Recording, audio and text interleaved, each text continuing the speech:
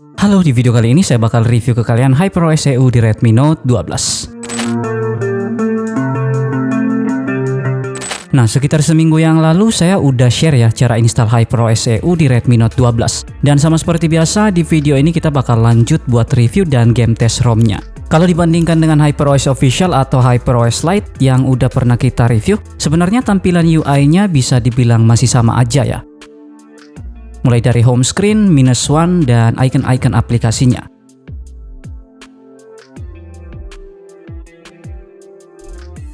Yang ngebedain paling cuma control centernya aja.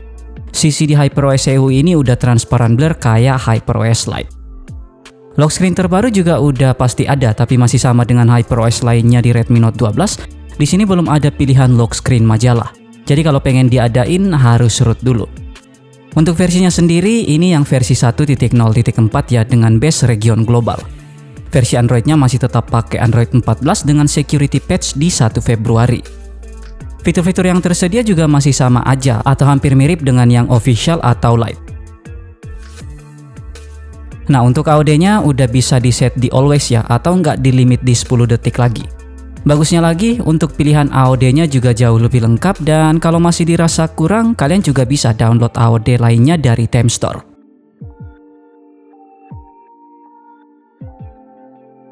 Untuk refresh rate-nya juga nggak ada perubahannya, nggak ada opsi untuk 90 Hz. Jadi cuma ada 60 dan 120 Hz aja. Terus untuk settingan launcher-nya masih sama juga dengan yang ada di HyperOS Official, jadi nggak ada tambahan fitur. Efek suara masih ada juga ya buat ngatur equalizer.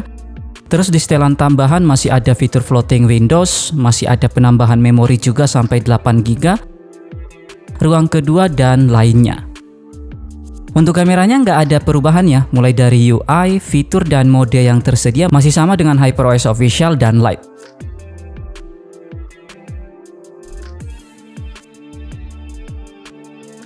Mode Pro-nya juga tetap nggak support video dan nggak ada tambahan mode di lainnya. Hasil benchmark tes pakai Antutu 10 di ROM ini bisa dapat skor 355 ribuan. Skor yang didapat masih lebih tinggi dari HyperOS Lite tapi masih mirip-mirip dengan HyperOS Global dan Indo. Sedangkan hasil throttling tes selama 30 menit, HyperOS EU di Redmi Note 12 ini udah bisa dapat rata-rata 156 Gbps dengan max performance di 86%. Buat main game, HyperOS EU ini udah lumayan rekomen ya kalau dibandingin dengan official. Yang jadi catatan di HyperOS EU sih cuma masalah suhu yang menurut saya lebih cepat naik dan lebih tinggi dari HyperOS Official dan Lite. Di tes main Mobile Legends 1 match di mode rank masih bisa dapat gameplay yang menurut saya udah mulus. Bagusnya lagi, untuk settingan Super Ultranya udah nggak di lock di 60 fps, tapi udah kebuka sampai 90 fps. Selama proses tes sekitar 12 menitan, HyperOS EU ini masih bisa dapat frame rate rata-rata 79,2 fps untuk game sekelas Mobile Legends. Selama proses tes, drop paling rendah itu ada di 50 fps. Terus untuk konsumsi baterai menurut saya masih tergolong irit. Baterainya berkurang 3% aja, tapi dengan suhu yang lumayan tinggi di kisaran 41-an derajat. Perlu diingat juga kalau hasil yang ada ini pastinya bakal ngalamin perbedaan ya, tergantung dari jaringan, mode yang dimainkan, dan beberapa faktor lainnya.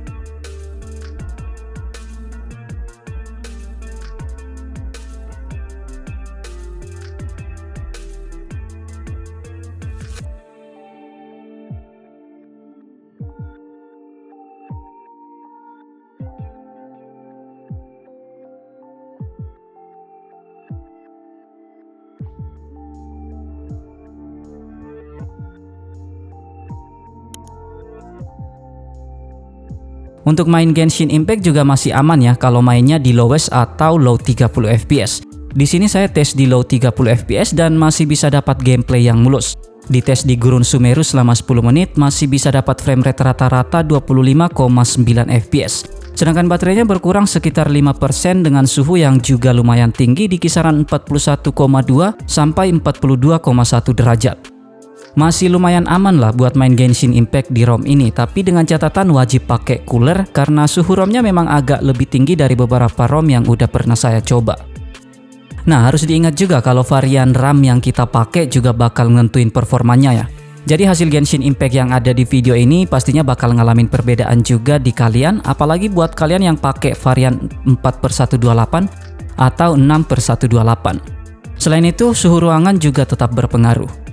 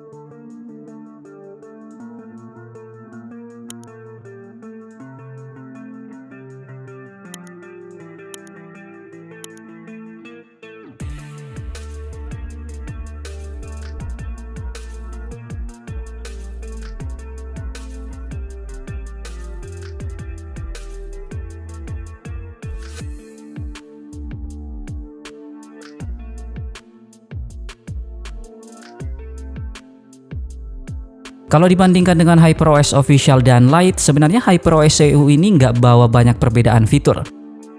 Selama pakai ROM ini, yang paling kerasa di ROM ini itu ada di performanya sih yang lebih baik dari HyperOS Official atau Lite. Terus untuk fitur yang paling menonjol di HyperOS EU ini selain performa yang baik ya cuma fitur AOD aja yang udah nggak di limit di 10 detik lagi, dan pilihan AOD-nya ada banyak. Secara keseluruhan ROM ini menurut saya masih rekomen ya. Karena kalau dibandingkan dengan HyperOS Official, HyperOS EU ini jauh lebih ringan dan pastinya nggak ada bloatware yang mengganggu. Masih recommended lah kalau pengen dijadiin daily ROM dengan aktivitas ringan seperti sosmedan, streaming, scroll-scroll TikTok, atau buat game tipis-tipis. Kalau pengen dijadiin ROM yang difokusin buat main game sih menurut saya nggak rekomen ya, karena suhunya lumayan tinggi. Kalau buat main game masih lebih worth it ROM base AOSP. Jadi itu dia HyperOS EU di Redmi Note 12. Terima kasih sudah menonton video ini, tetap positif, rendah hati, dan sampai jumpa di video selanjutnya.